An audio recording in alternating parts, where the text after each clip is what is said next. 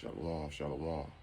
It's going to be a quick lesson on the chariots. I'll probably title it, "They are not UFOs, they are the chariots of the Lord." But before I do anything, I want to give all praises to Yahweh, Bahashem, Yahweh Shai, Bahashem, Rekar Kadash, and double honors to the apostles, the elders, and all the men of GMS, where I learned this truth from.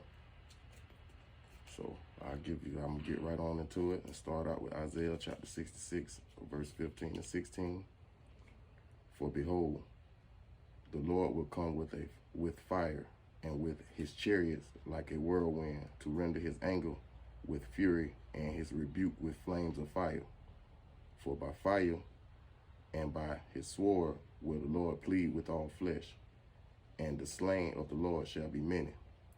So it's telling you that the Lord is going to come with fire, with his chariots, which are what the world ignorantly calls UFOs.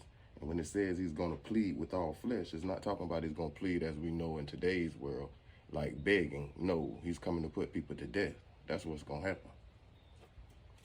Let me give you another quick precept to this. We go to Isaiah chapter 19, verse 1. "The burden of Egypt, behold, the Lord rideth upon a swift cloud, which is a chariot, and shall come into Egypt, and the idols of Egypt shall be moved at his presence, and the heart of Egypt shall melt in the midst of it." And this is not talking about what happened in ancient Egypt, because you can go to ancient Egypt and still see the pyramids, the Sphinx, and all that stuff still sitting over there. It's talking about Babylon the Great, which is modern Egypt. He's going to destroy this place. That's what's going to happen. Let me move on and get another precept. Let's see where I'm going to go.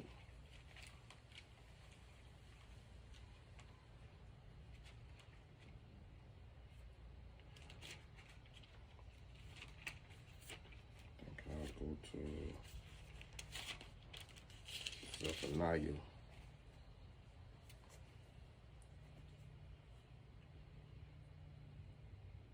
No, I'll go to Zechariah chapter 5, verse 1 through 3.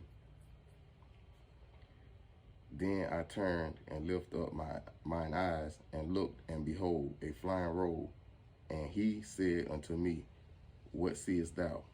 And I answered, I see a flying roll. The length thereof is 20 cubits, and the breadth thereof 10 cubits. Then he said unto me, This is the curse that goeth forth over the face of the whole earth, for everyone that stealeth shall be cut off as on this side according to it, and everyone that sweareth shall be cut off as on this side according to it." So again, there's that chariot again. Zechariah is calling it a flying roll, but it's going to cut off all the heathen. And the 2/3 are going to get it too. They're going to die the death of an infidel, which is the death of Esau, because they don't want to turn back. So they got to die too, come back in their right minds.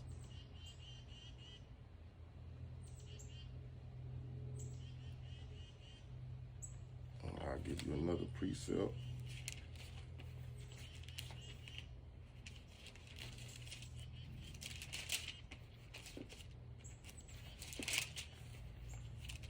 Go into the book of Psalms. It's Psalms 104. And I'll go straight to the point. Verse 3. "Who layeth the beams of his chambers in the waters, who maketh the clouds his chariot, who walketh upon the wings of the wind." See, so that's letting you know that these clouds are chariots. He's not talking about the literal clouds in the sky. He's talking about chariots, which, if you just be real with yourself, our ancient brethren, when they was writing this, they didn't have spaceship or UFO or none of that in their vocabulary. So they took tangible things and gave you a word to their understanding. So they look up in the sky and see something sitting there. It looks like a cloud sitting there to them, but it wasn't a cloud. They didn't have UFO or nothing like that. They couldn't say rocket or anything like that. So that's why they would use a serpent with a tail or something like that, because they were trying to explain this to the best of their ability.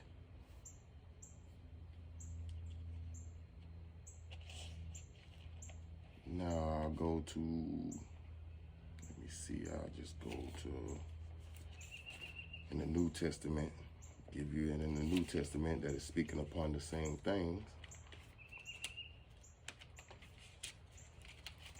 I'll go to the book of Matthew and start at Matthew chapter 24.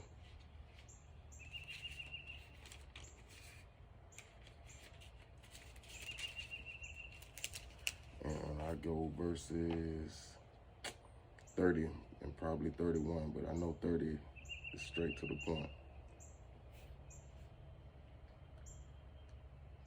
And then shall appear the sign of the Son of Man in heaven, which is Yahushua.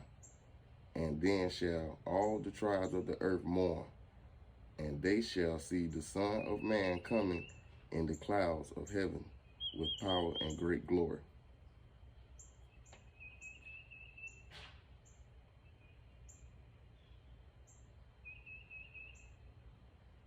So there again, the Son of Man will appear.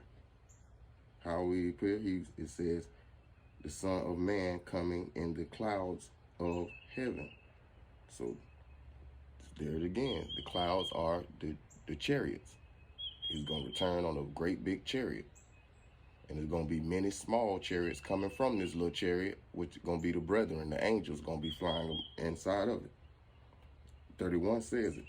And he shall send his angels with a great sound of a trumpet, and they shall gather together his elect from the four winds, from one end of heaven to the other. So only the elect is getting saved. Our whole nation is not going to get saved. 2/3 of our people will get cut off. He's not saving no heathens. Yes, it'll be people that look like a heathen, but their bloodline goes back to Israel. So those will be Israelites. They just look like the heathen, because Israel is scattered into the four corners of the earth. So our seed is spread everywhere. If you look up Blake Griffin and his son, you'll see. Blake Griffin's father is a so-called Haitian, which is an Israelite. Blake Griffin looks to be what the world calls a mixed person, but he's an Israelite by blood. And so the seed of the father the father passes the seed. So you are what your father is. So Blake is an Israelite, just as the seed he passed along inside of a so-called white woman. That child is an Israelite, but he looks just like a so-called white boy. So the child is an Israelite. So you will have people come out of other nations that look like the other nations, but they're Israelites. And that's what it was speaking of in Revelations, when it was saying that he saw many tribes coming down from, Israel coming down from many people coming down from many tribes and many tongues, because we're going to come from everywhere looking like other nations. That's why the Lord said, my people are a speckled bird now. We're not all black and Negro looking no more. Now, let me go to the book of Acts, chapter 1 and 9.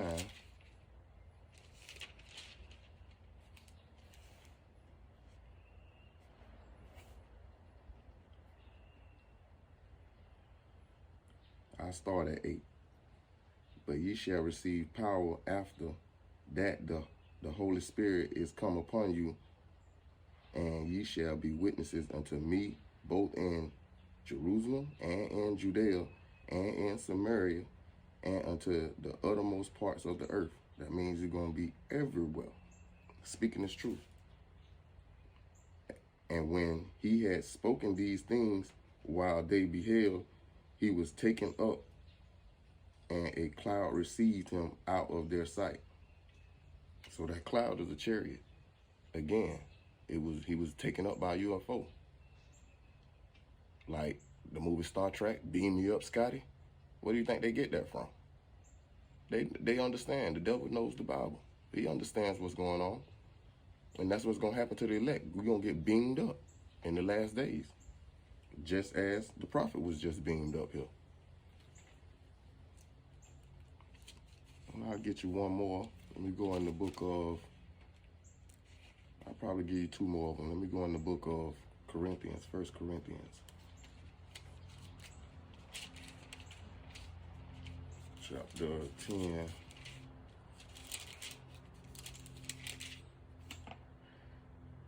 Excuse me. Verse 1 through 4, maybe, I'll give you.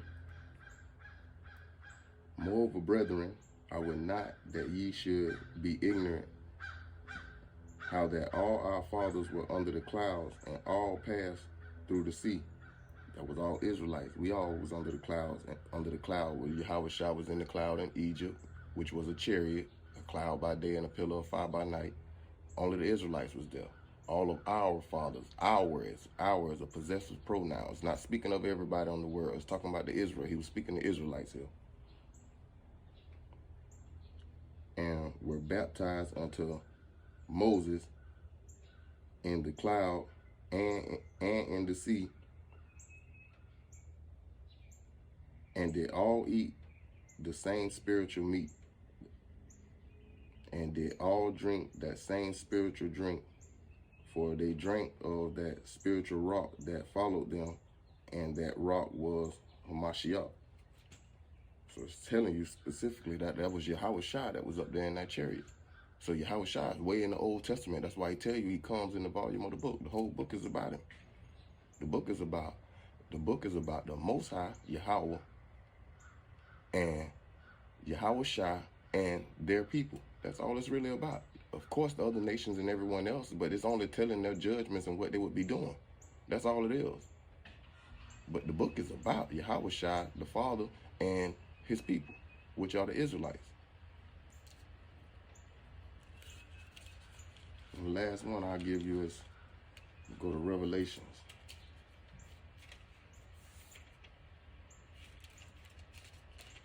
Chapter 19.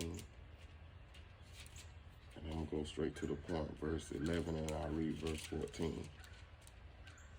And I saw heaven open, and behold, a white horse, and he that sat upon him was called Faithful and True, and in righteousness do he judge and make war.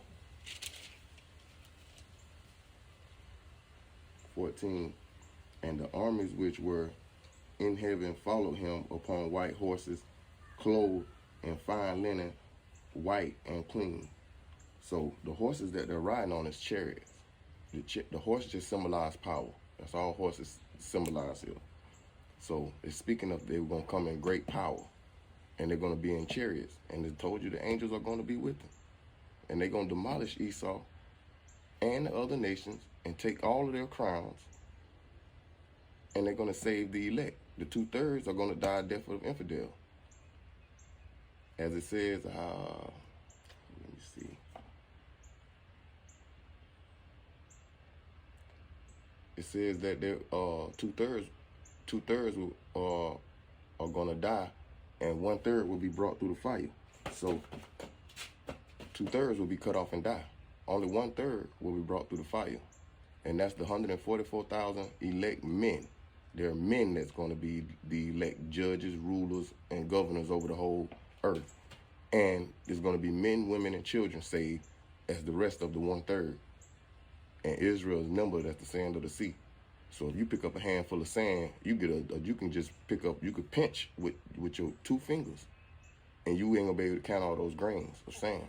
So if we numbered as the sand of the sea, then you know we can't be counted. So there are gonna be many of us saved, and there's gonna be many of us die. And that's all I have for today in this lesson. I want to give all praises to Yahweh, Bahashem, Yahweh Shai, Bahashem, Rikar Kadash. And I want to give double honors to the apostles and elders and all the brothers of GMS. And Shalom.